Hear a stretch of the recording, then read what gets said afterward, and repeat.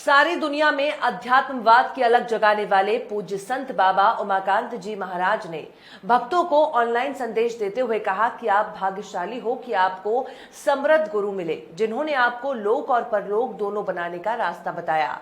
साथ ही साथ ये भी समझाया कि ये संसार आपका नहीं है और यहाँ के सब रिश्ते नाते भी आपके नहीं हैं। आप सब लोग भाग्यशाली हो कि जिनको ऐसे गुरु महाराज जैसे गुरु मिले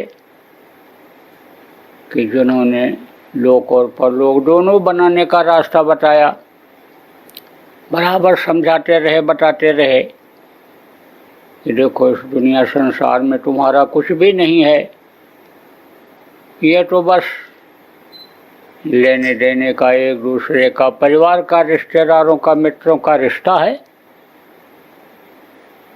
एक समय ऐसा आएगा कि ये परिवार के लोग मदद नहीं कर पाएंगे, ये धन दौलत तुम्हारा सब रखा रह जाएगा, ये मान प्रतिष्ठा इज्जत तुम्हारी सब यहीं रखी रह जाएगी और सब कुछ छोड़ करके तुमको इस दुनिया संसार से चला जाना पड़ेगा। तुमको पता भी नहीं चलेगा कि कब हमारा समय पूरा हो गया और कब हमसे ये सीजन छूट जाएंगी, इसका पता भी नहीं रहता है।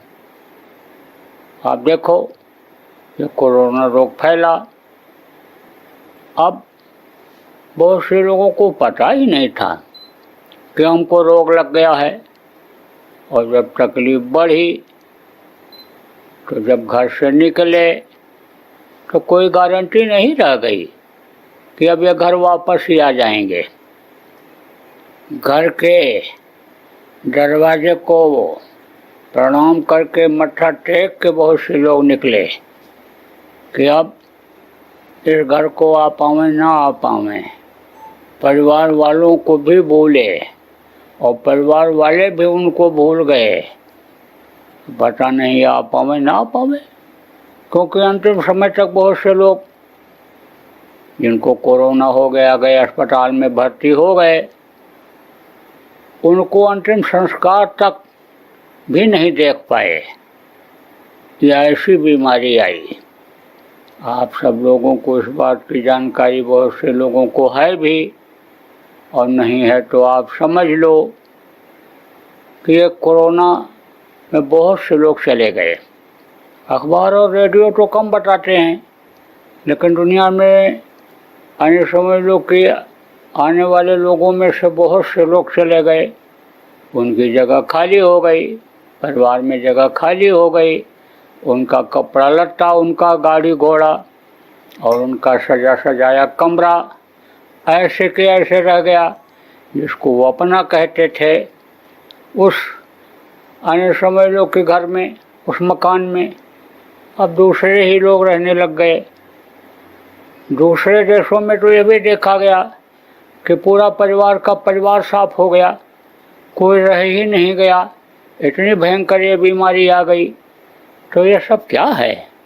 ये सब कुदरत की लीला है, ये कुदरत का ट्रेलर है, ये कुदरत की चेतावनी है, ये याद रखने वाली बात है कि भाई यहाँ अपनी कोई चीज़ है नहीं और हमको भी जाना पड़ सकता है इस किराए के मकान को, यानी मनुष्य शरीर रूपी किराए के मकान को किसी भी दिन खाली करना पड़ सकता है। अब इस चीज़ को अगर भूल जाओ, जिस चीज़ को गुरु महाराज बराबर बताते रहे, इसको अगर भूल जाओ तो आप परमार्थ में कैसे होशियार माने जाओगे? परमार्थ में भी होशियारी और दुनिया में भी होशियारी रहनी चाहिए। बहुत से लोग तो कहते हैं होशियारी से सामान चुरा करके ले आओ, लूट करके ले आओ, धोखा दे करके ले आओ, होशियारी से मार के ले आओ। ये होशियारी नहीं है। होशियारी यह है कि हम ठग जाएं, दूसरे को न ठगें, हम इसका जो लेना देना है इसको हम खिला दें, इसके कर्जदार न हम बने रह जाएं, हम देखो इसमें फंस न जाएं, हमारी जीवात्मा मोह माया में शरीर को फंसा करके, भोगों में फंसा करके अनियमन समझ लो कि ये नरक 84 में न पहुंचा दे। इस चीज को याद रखना, यह होशियारी है।